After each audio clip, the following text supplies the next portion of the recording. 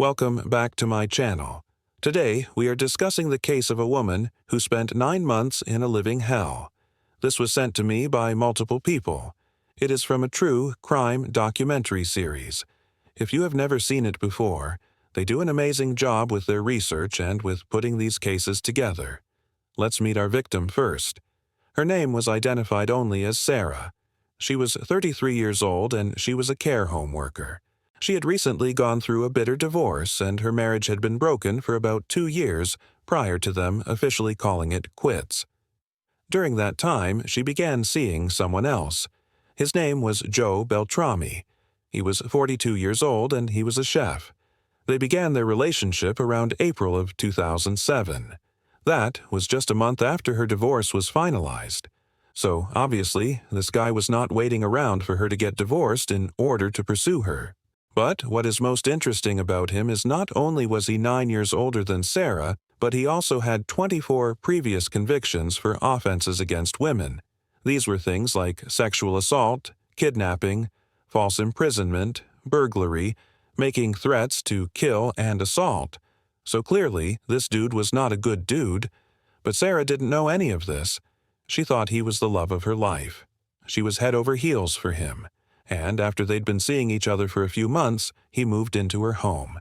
Shortly after that, he moved into her home. He began isolating her from her friends and family. He would tell her that he was worried about her safety, that there were people out there that wanted to hurt her, so she shouldn't go anywhere or see anyone. Of course, he did this very slowly. At first, he told her, maybe don't go out tonight because, I'm not sure how safe it is. And then, eventually, it turned into, you're not going anywhere. Period. And he controlled her completely. When she would try to leave the house, he would grab her by the hair, drag her back inside, and say something along the lines of, "Where do you think you're going? We don't do that here." He even went as far as to change all of the locks on the doors in the house so she couldn't escape. There were no windows in the home that could be used as an exit, so really, this woman was trapped inside. He kept her phone so she couldn't call for help or call anybody. He took away her keys, her purse, her passport, her bank cards, everything. Then one day, he snapped. She had done something small to upset him. Maybe it was the way she looked at another man. Maybe it was the way she laughed at a joke that he didn't think was funny. Nobody knows exactly what it was, but whatever it was, it must not have been that big of a deal because he beat her senseless. He hit her in the head repeatedly with a metal candlestick. And when she finally stopped moving, he thought that he had killed her. So he put her body in a bathtub to wait for it to decompose. 9 days later, he called his mother and told her that he had killed Sarah. His mother came over to the house and helped him dispose of her body in the backyard. The police were called a few days later on an unrelated matter. They entered the home and found blood everywhere. They asked Joe what happened here. He denied that anything had happened, but they found Sarah's purse and some other items that clearly belonged to her. They searched the house further and found her body buried in the backyard.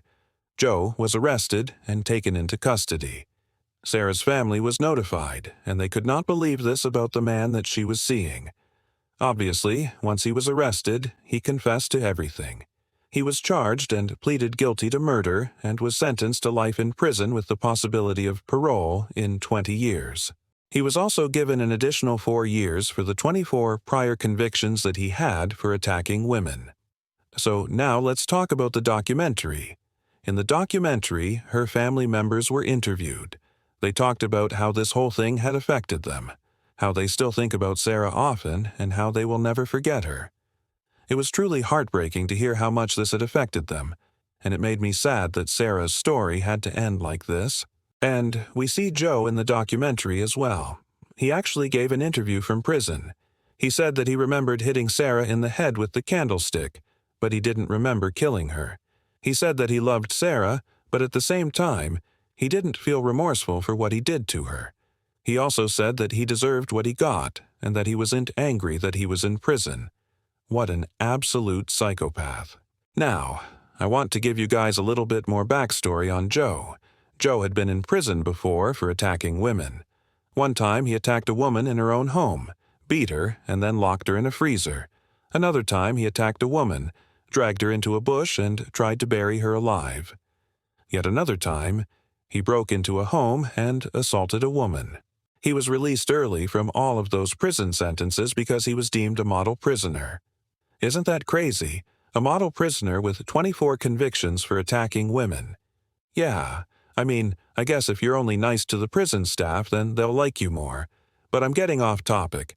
I have two main points that I want to make in this video. The first point is that we should never minimize abusers. So many times when somebody is in an abusive relationship, we tend to blame them for staying too long. We blame them for going back to the person that mistreated them. We blame them for not leaving sooner. And we tend to blame them for everything except what they were actually a victim of. And that is wrong. People who abuse others are very good at what they do. They are extremely manipulative, and they are predators. Abusers will isolate their victims from everyone that cares about them. They will make them feel like they are better than the people that love them. They will make them feel like the people that love them don't have their best interest at heart. Abusers will make their victims second-guess themselves. They will make them feel like they're making up situations and that nothing is actually happening. They will convince their victims that nobody will ever love them as much as they do. And sadly, sometimes the abused will actually start believing all of these things.